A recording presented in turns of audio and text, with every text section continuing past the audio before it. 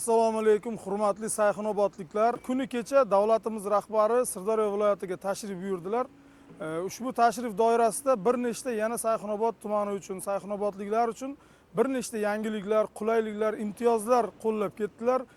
Buni birgina misolini aytaman. Mana shu Farovon mahallasi va Paymart mahallasiga tutash joyda temir yo'l yoqasida 200 gektar yer maydonini yana sanoat hududi toifasiga o'zgartirib, umuman 800 million AQSh dollarlik investitsiya loyihalarini joylashtirish bo'yicha marrani belgilab berdilar va o'tgan yili 2024-yilda tashriflarida mana shu hududimizda 70 gektar maydonni xuddi shunday kichik sanoat zonasi toifasiga o'zgartirib berganlari natijasida mana bugungi kunda 16 ta lotda 30 ta loyiha qurilish jarayonlari ketmoqda va men bitta narsani so'rab qolgan bo'lardim. Mana shu Sayxunobodliklarni biznesga jalb qilish hamda mana shu yoshlarimiz, bo'sh yurgan yoshlarimiz ikkinchi sonlik va birinchi sonlik politexnikumimizda dual ta'lim asosida mana shu un yo'nalishi bo'yicha ham, parrandachilik, chorvachilik yo'nalishida ham dual ta'lim yo'lga qo'yilgan.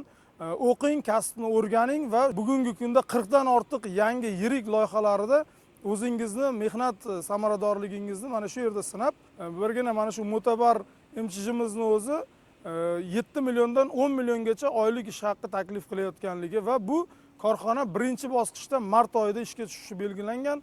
Bundan tashqari ham mana shu hududimizda 10 ta yirik un zavod ishga tushishi belgilangan. 2026-yil davomida barchasi ish faoliyatini boshlaydi.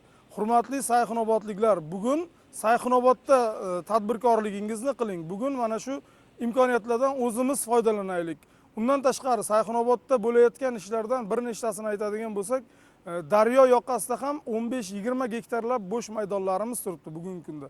Auksion savdolari orqali yutib olib, mana shu turizmga ham o'zingizni hissangizni qo'shsangiz bo'ladi.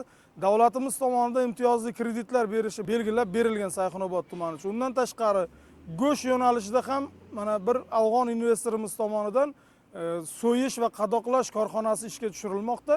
Sizlardan bir narsani men iltimos qilib qolardim. Mana shu Sayxunobod tumanida go'sht yo'nalishida, ayniqsa shu brollerchilik yo'nalishida ham o'zingizni bir tadbirkorlik qilishda bir sinab ko'rsangizda va mana shu tadbirkorligimizni uzluksiz 12 oy davomida ishlashiga o'zingizni bevosita hissangizni qo'shsangiz. Sayxunobod tumanida barcha imkoniyatlarni yaratib berilganligini o'zingiz guvohi bo'lmoqdasiz. Mana shu hududga keling, barchangizni mana shu yerda yuqori maoshli ishga taklif qilaman.